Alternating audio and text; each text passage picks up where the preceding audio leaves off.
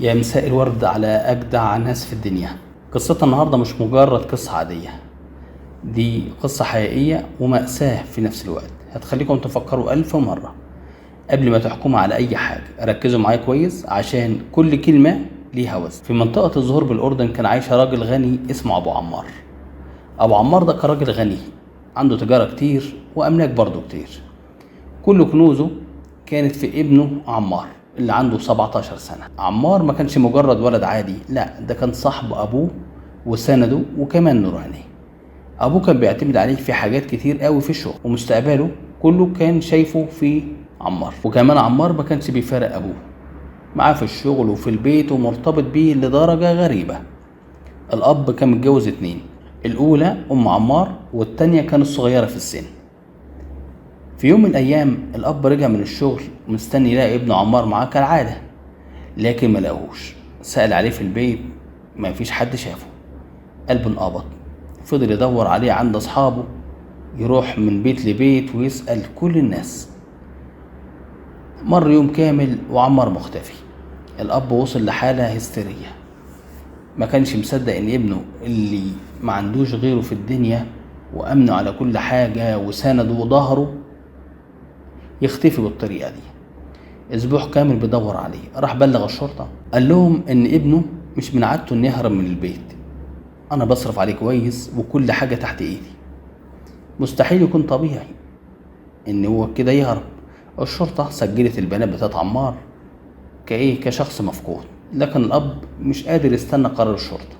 قعد شهرين كاملين بيدور عليه ليل نهار وكل حياته بس عشان يلاقي عمار. شهرين كاملين من عذاب.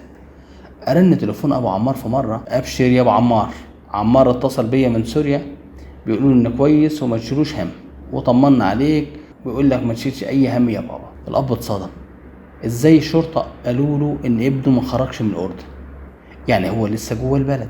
الناس بدأت تتكلم تقول لأبو عمار إن ابنه انضم لجامعات هناك، خصوصا الأوضاع في سوريا كانت ملتهبة. الأب فضل يدافع عن ابنه وهو أصلا حيران، ما يعرفش، مش عارف يصدق الكلام ولا يصدق قلبه. حاول يتصل بالرقم اللي كلم منه عمار خاله، بس لقى الرقم مقفول. راح للشرطة وحكى لهم على كل اللي حصل. قال لهم يا ناس الابن ما يعملش كده، حتى لو هتحققوا معايا، حتى لو هتسجنوني، رجعوا لي ابن عايش. لكن مع الأوضاع الصعبة الشرطة ما قدرش تعمل حاجة. مرت سنين قلبه بيتقطع على ابنه لحد سنة 2021. راعي غنم كان ماشي في الصحراء لقى مجموعة من الكلاب متجمعين حوالين حاجة كده بياكلوا فيها. لقى الملابس وعظم إنسان. بلغ الشرطة على طول. الشرطة وصلت وعينت الجثة، والمفاجأة جثة متقطعة بشكل بشع، مش بس متحللة، لا دي متقطعة بمنشار كهرباء. الشرطة احتارت، عملوا تحاليلهم والجثة طلعت لشاب ما بين 15 سنة و20 سنة. الأب راح يتعرف على الجثة ولما شافها انهار من مكانه. الشرطة سألت الأب عن أي عداوات ممكن تكون ليه، لكنه نفى أي حاجة. هنا الشرطة شكت في رواية مكالمة سوريا واستدعوا الخال للتحقيق، وشكوا إنه هو اللي قتل عمار وضلله. الخال فضل يبكي ويقول إنه مستحيل يعمل كده في ابن أخته، ولكن الشرطة ما كانش مصدقة مين خاله. بعد شهر ما لقوش اي دليل يثبتوا التهمة على خاله وطلع براءة. بعد ما الخال خد براءة الاب دخل في حالة اكتئاب شديدة. راح نقل كل املاكه باسم اخوه وقال له اصرف على العيال، انا ما بقتش قادر اعيش هنا، انا هسافر على مصر. لكن الشرطة قبضت على ابو عمار في المطار. هو ما كانش فاهم ليه قبضت عليه، لكن الشرطة فضلت تضغط عليه لحد ما انهار واعترف بصدمة هزت كل اللي في الاسم، انا اللي قتلت ابن عمار. صوت الصدمة كان أقوى من أي كلام. الكل كان بيسأل ليه قتلت ابنك؟ الأب قال بصوت مكسور إن كان متجوز واحدة أصغر من أم عمار كان اسمها سماح. سماح كانت أكبر من عمار ب7 سنين بس. في مرة سمع ابنه بيقول حبيبتي سماح، غيرته عمت عينيه. فضل يراقب ابنه عمار لحد ما عمار قال له إن بيحب واحدة اسمها سماح. الأب كان خلاص اتأكد إن سماح اللي بيحبها ابنه هي زوجته.